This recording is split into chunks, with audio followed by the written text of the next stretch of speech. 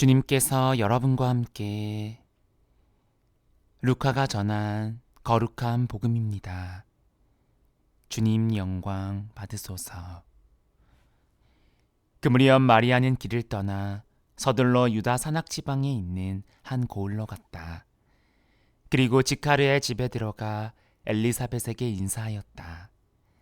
엘리사벳이 마리아의 인사말을 들을 때 그의 태 안에서 아기가 뛰놀았다.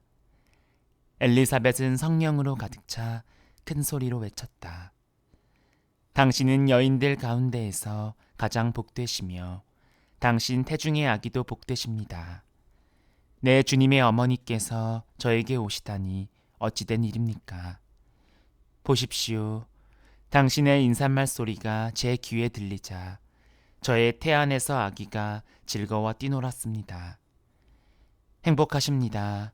주님께서 하신 말씀이 이루어지리라고 믿으신 분. 주님의 말씀입니다. 그리스도님 찬미합니다. 찬미예수님, 여러분 잘 지내셨나요? 네, 벌써 대림 4주일입니다. 오늘은 영상 화면이 아닌 이제 목소리로만 전하게 됩니다. 그 전에 있던 3분 성당에서는 영상 촬영이 미사 시간에 라이브처럼 되었지만 이곳 제가 새로운 인덕원 성당에서는 그런 장치가 없기 때문에 양해 부탁드립니다.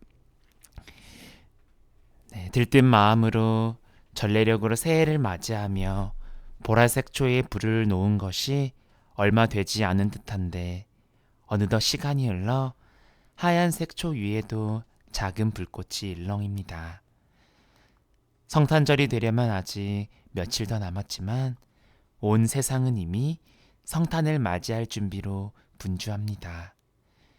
거리를 장식한 온통 형형색색의 화려한 조명과 아름답게 꾸며진 크리스마스 트리, 그리고 어디선가 들려오는 캐롤과 성탄 관련 이벤트 등은 우리의 마음을 들뜨게 만들기에 충분한 것 같습니다. 그렇게 시간은 빠르게 지나갑니다. 학생들도 시험 전날 벼락치기 공부를 할 때 스트레스를 받습니다. 시험 날짜가 눈 깜짝할 사이에 다가온 것처럼 느껴지기 때문이죠. 추석이나 설날에 명절 음식을 준비할 때도 마찬가지입니다. 막상 차린 건 별로 없는데 시간이 순식간에 지났음을 절감합니다. 저도 올 한 해를 학업과 사제 직무를 병행하면서 지내다 보니 2024년과 작별 인사를 해야 할 시간이 어느새 다가왔습니다. 그래서 지난 시간들에 대한 아쉬움과 미련, 후회가 느껴지기도 합니다. 하지만 오늘 여러분께 잠시 멈춰서 보라고 초대하고 싶습니다. 며칠 뒤면 우리는 주님 성탄 대축일을 맞이합니다. 여러분은 아기 예수님을 맞이할 준비가 되셨나요? 일상에 파묻혀 정신없이 지냈다는 이유로, 또 다른 사람과 나를 비교하며 생긴 상대적 박탈감으로 인해 마음의 여유가 부족했다는 이유로 아기 예수님과의 만남을 충분히 준비하지 못하시진 않았는지요.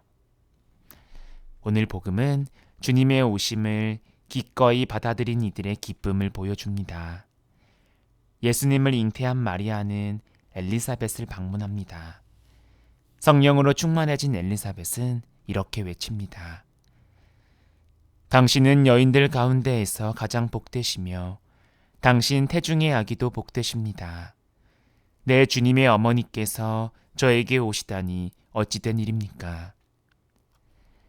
엘리사벳의 말은 예수님을 맞아들이는 사람들에게 흘러넘치는 축복과 기쁨을 상기시켜 줍니다. 아직 태어나지 않은 아기 예수님조차도 그분을 준비된 마음으로 맞이한 이들에게 깊은 은총을 가져다 줍니다.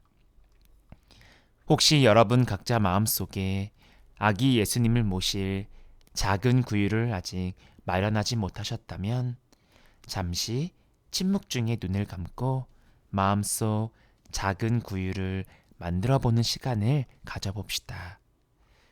구유를 꾸미는데 거창한 것은 필요하지 않습니다. 오히려 우리의 겸손, 기도, 그리고 작은 선행들이 아기 예수님을 맞이할 가장 아름다운 장식이 될 것입니다. 2000년 전 베들레헴 마구간 가축들의 염을 통해서 포대기에 쌓여 뉘어있는 가냘픈 아기의 모습을 그려봅니다. 갓난아기는 매우 연약하여 혼자서는 아무것도 할 수 없습니다.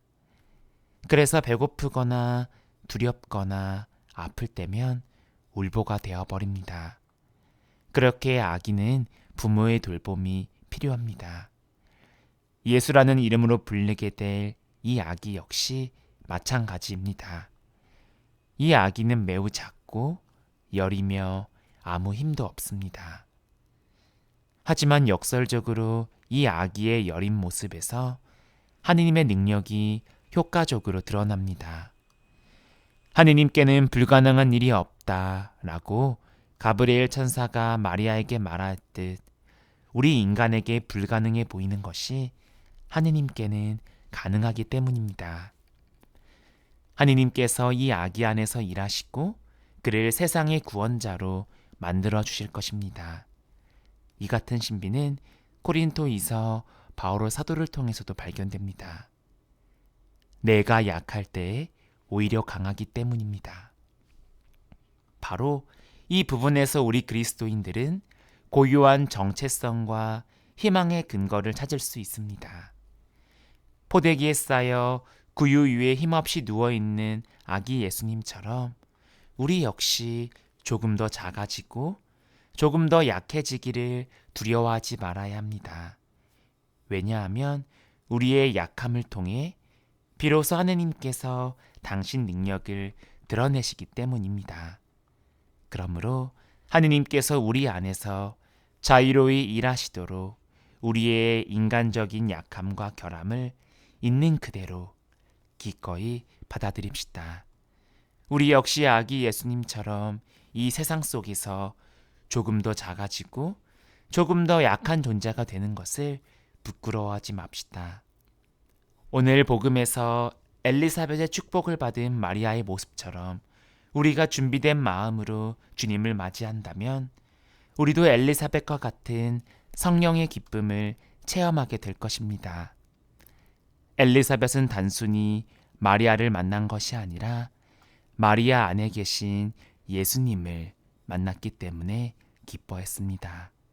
우리의 삶에서도 주님을 맞이하는 순간 우리 기쁨은 세상이 주는 그 일시적인 기쁨을 초월하게 될 것입니다.